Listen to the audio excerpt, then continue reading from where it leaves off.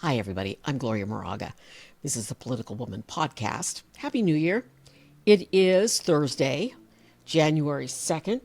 How's your year going so far? I'm fine. I'm great. I just got back from a break. Spent some time with the family. Wanted to share an essay with you. Some tips on how to survive an assault on democracy. And I'll have more on the author in a minute. This was published in Politico, but it was also published on Substack, shared by Robert Reich, someone I follow, who's just great. And I begin. And I will be putting up graphics to share this journalist's tips. And I begin, and I quote, "American democracy is about to undergo a serious stress test.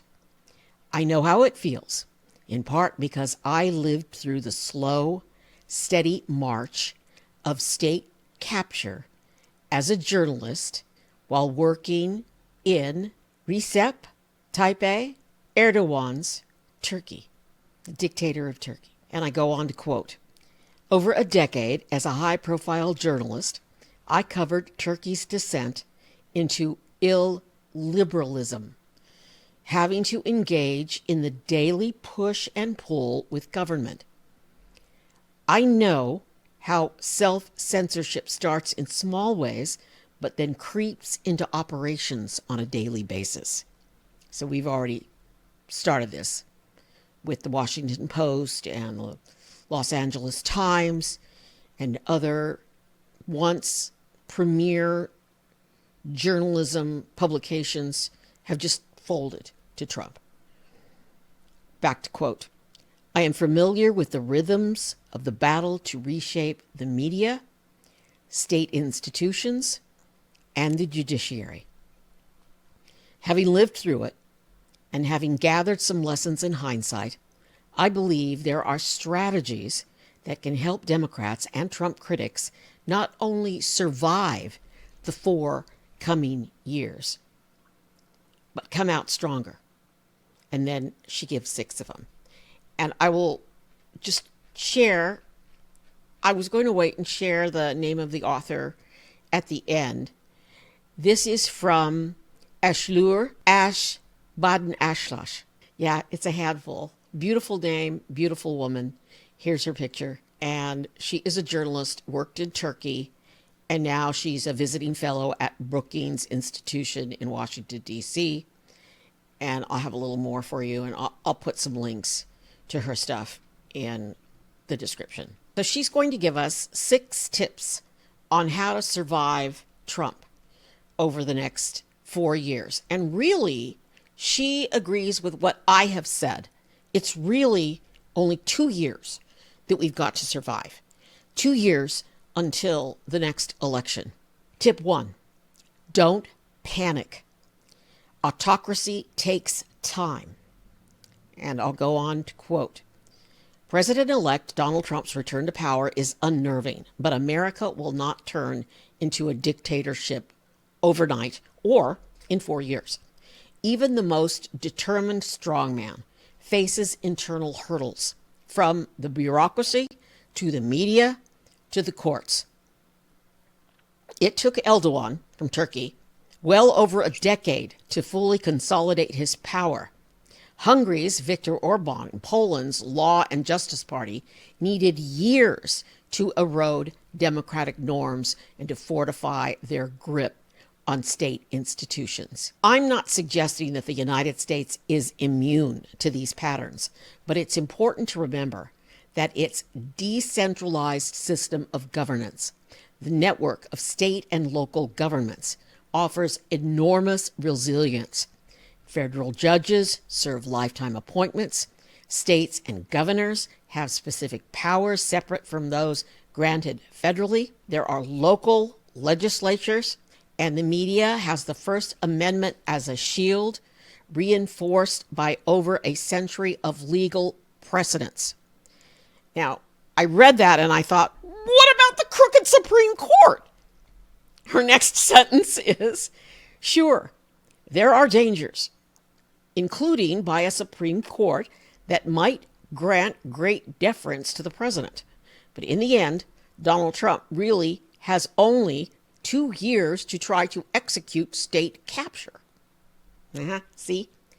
Legal battles, congressional pushback, market forces, midterm elections in 2026, and internal Republican dissent will slow him down and restrain him.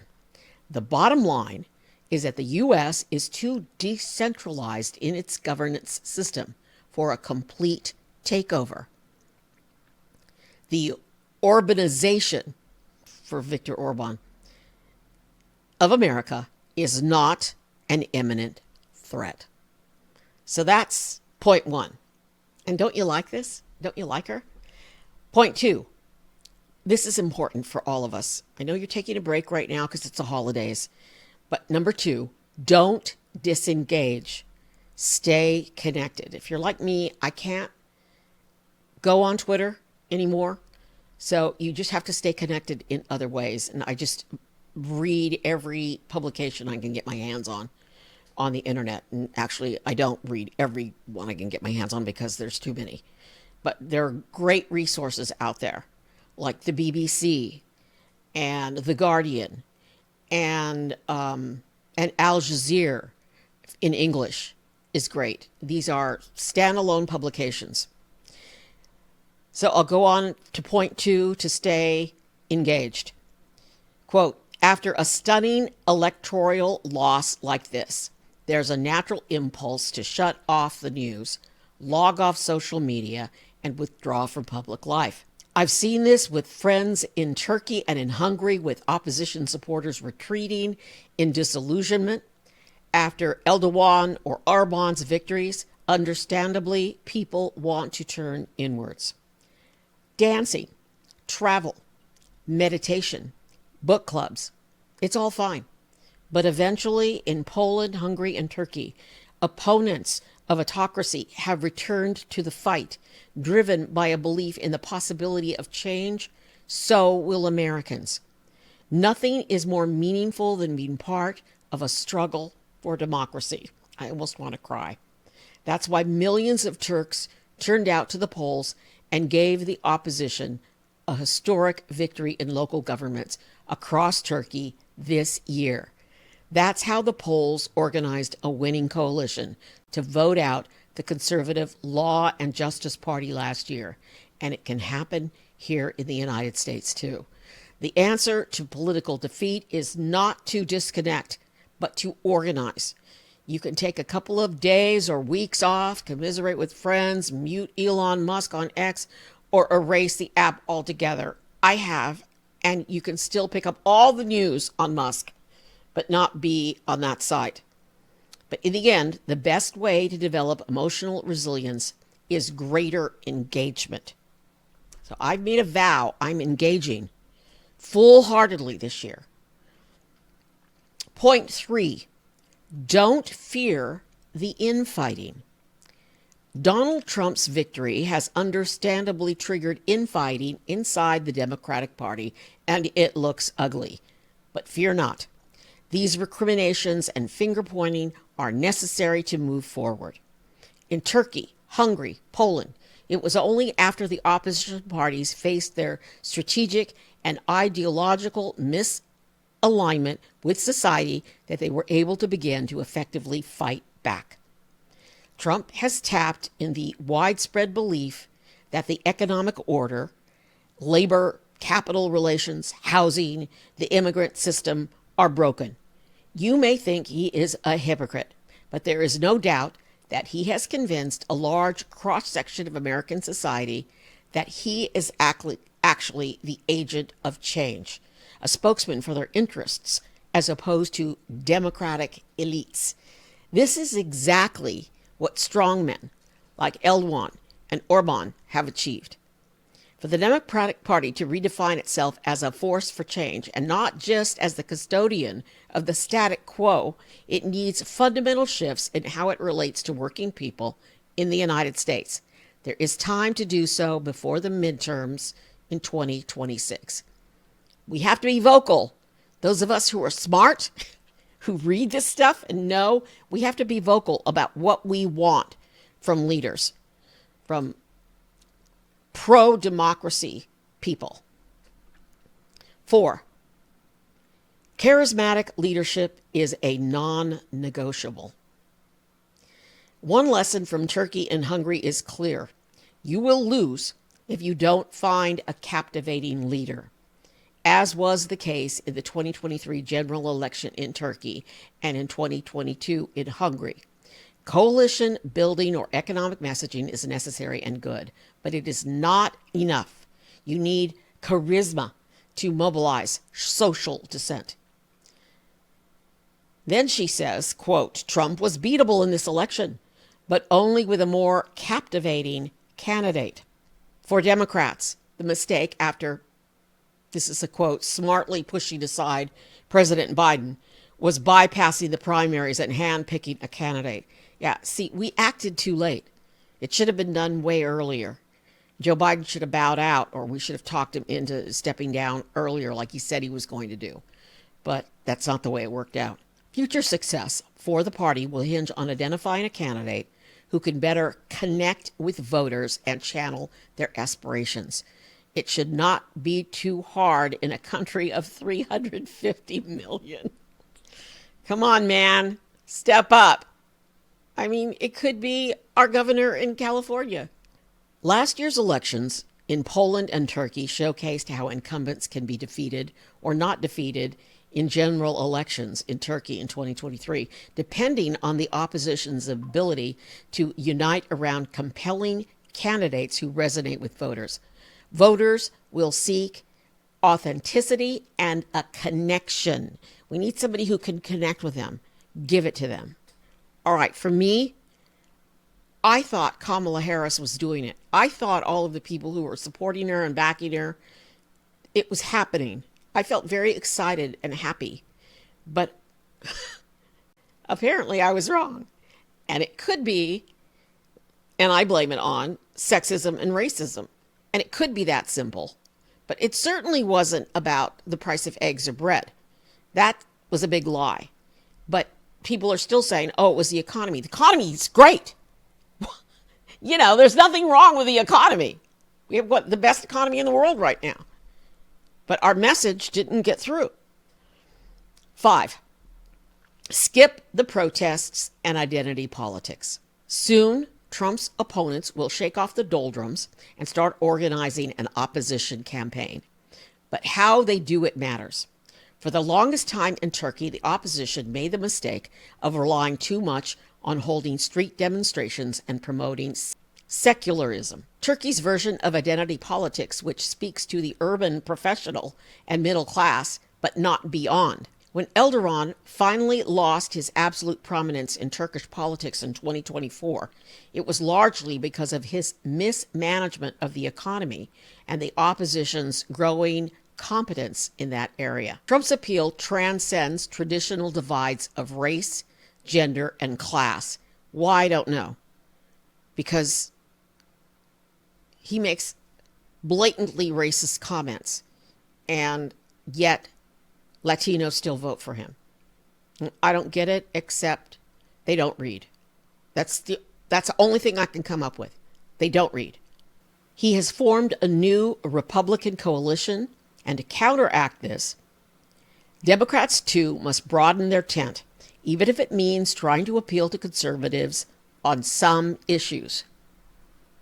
Opposition over the next 4 years must be strategic and broad-based. Street protests and calls to defend democracy may be inspirational, but they repel conservatives and suburban America. I feel like saying tough S, but she's an expert on this. Any grassroots actions must be coupled with clear, relatable economic messages and showcase the leadership potential of Democratic mayors and governors. Identity politics alone won't do it. And finally, point 6, have hope. Nothing lasts forever, and the United States is not the only part of the world that faces threats to democracy. It's just so strange that it's happening here. It's strange that I'm even talking about this. I never thought this would happen in my lifetime, but it is. Going on to quote, Americans are no different than the French, the Turks, the Hungarians when it comes to the appeal of the far right. But in a country with strong decentralized system of government and with a long-standing tradition of free speech, the rule of law should be far more resilient than any other place in the world. Trump's return to power certainly poses challenges to U.S. democracy, but he will make mistakes and he will overplay his hand at home and abroad, and America will survive the next 4 years if Democrats pick themselves up and start learning from the successes of opponents of autocracy across the globe. And that's 30. That's the end of this article. I'm Gloria Moraga, political woman. This is written by, and it's a long name. Here's her name. And it's pronounced Ashlur Ashbaden Ashlash. And she's lived through it. She's lived through this, what we're going to be living through the next 4 years. But remember, it's only 2 years. And I say, being hopeful, it's 1 year, and then we gear up for the next election in the second year. So it's not that long. It's certainly survivable. Trump certainly isn't going to be able to do this overnight, take control and become a dictator overnight, as much as he says he will or wants to. And I do have hope. It's Thursday, January 2nd, 2025, tomorrow, Friday, January 3rd, 2025. The United States House of Representatives, the new House, will gavel in and pick a speaker. Now, Trump has come out for the little guy. Trump has said Johnson should be speaker. But Johnson's weak. Johnson is a bad manager. Just putting politics aside, I'm speaking as someone who's covered this for years. He's a horrible manager. And, no speaker should ever bring a bill to the floor that if they don't have the votes. And he does this all the time. And, it's like Nancy Pelosi used to say, I can count. That's how she knew she was going to win. And she wouldn't bring it to the floor until she knew she had the votes. And he's kind of a nightmare that way. He's not a good manager. And we'll see. We'll see how it goes tomorrow. I'll be here covering it. And I want to say that the recent votes, when the whole debt ceiling fight happened, it gave me hope that there are some great Americans in the Congress who care about their promises to their children and to their constituents, like Chip Roy and others, many others. So that gives me hope that our system of government is going to stand strong. And I'm utterly disappointed in the Supreme Court. And I'm utterly disappointed that Donald Trump's going to be able to appoint more justices if some of them retire. But let's just take it as it comes. I'm Gloria Moraga, political woman. Please subscribe. Happy New Year. And please be safe. And support me this year. I need more subscribers. Thanks.